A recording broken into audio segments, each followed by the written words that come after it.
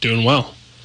Coach, lost last week to Nitro 52-14, but what did you take away from the game? We knew it would be a tough one of the best teams in AAA. I think we did some things well at times. They have a ton of talent down there as far as skill and size and speed, and they put together quite a buzzsaw there. But taken away from it, young guys competed the entire game, and figured some things out as it went on. We're able to sustain some drives. I think once we got out of the nerves and being in that type of game and being in a college stadium and all that stuff, I think we did some things well, definitely late second quarter into the second half. Guess trying to get more into detail, what were maybe some of those things, and what's your focus here this week? Started covering a little bit better on the back end. Stop relying on trying to use your speed, use your technique, trust your technique, trust your alignment, and trust your teammates that they're going to be there when they're supposed to be there. I think a lot of it was getting caught up in the game early. Got our eyes in the backfield once. They hit us for a big touchdown. We played it correctly until we got our eyes in the backfield and one guy took off on us. So it's those type of little things as the game went on we got better at. And as the game went on, we started tackling a little better, being a little bit better alignment, assignment type stuff. And I'll just chalk it up to is, being in that type of game one. What do you think that does for your team? Obviously, you guys still got a lot of tough teams on the schedule, but to have a top-level team in their classification for week one on the road, how does that, I guess, help the progression of the team?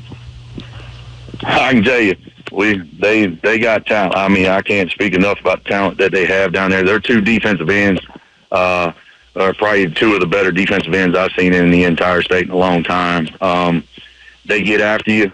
So it was really getting our guys, elite level work in game.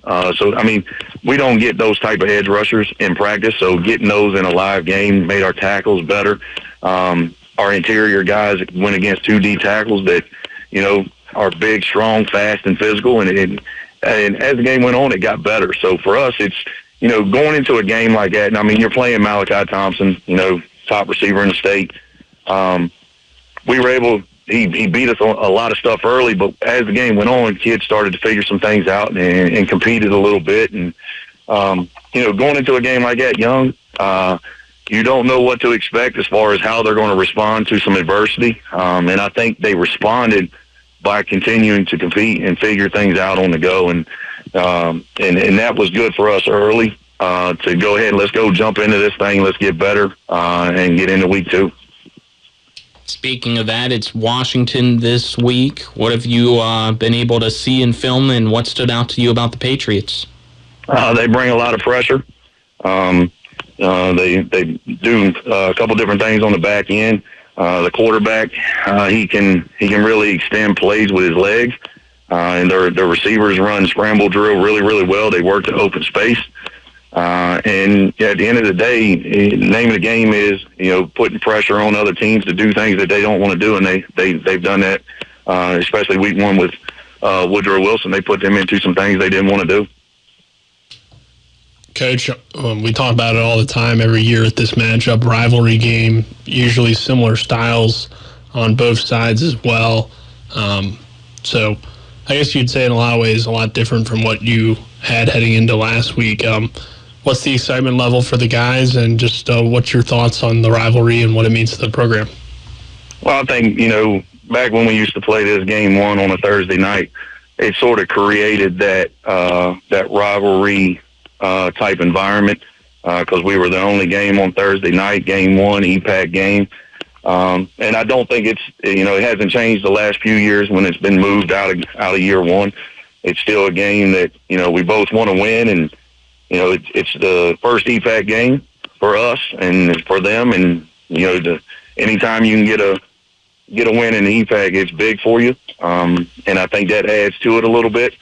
But at the end of the day, the excitement is, yesterday coming back off Friday night's game, going against a really good Nitro team, yesterday we had our best practice yet, and that just shows me that the young guys are growing. They're staying involved in it, staying preparing, and that's the big thing I wanted to see is how we were going to bounce back. Last year against Washington, it was a very tough go-around for your team, but obviously a lot's changed on both sides. What are you trying to key in on, though, for this chapter of the rivalry? I think, last year was a 14-7 game going into the fourth quarter. And I think, we had a lot of these young guys last year playing in that game due to injuries. So now it's just, hey, can we keep ourselves in the game long enough to go give ourselves a chance to win it, and execution. When it comes down to it, in the fourth quarter, that's when it matters who's going to execute, who's going to be the most disciplined football team, and that's where we will, hopefully show if we've grown. Can we finish the game? Can we get in there and actually, execute and stay disciplined on the back end?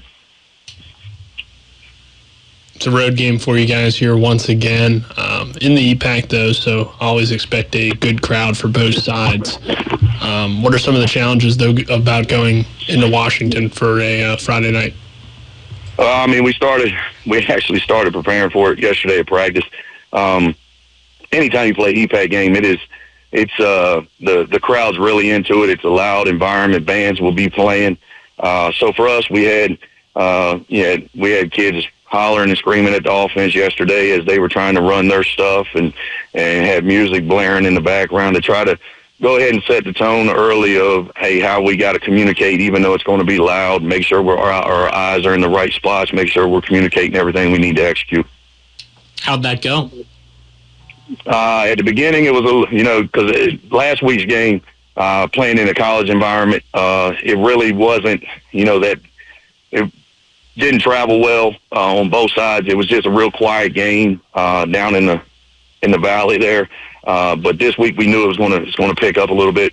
Early on, they struggled a little bit, but as practice went on, we started communicating a little better and making sure we had everything talked out as it was getting louder.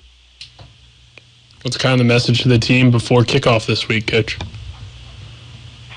Go out and be 1% better than we were last week, and give ourselves a chance. And I think our kids competed. That's the one thing I will say about last week. They competed their tails off.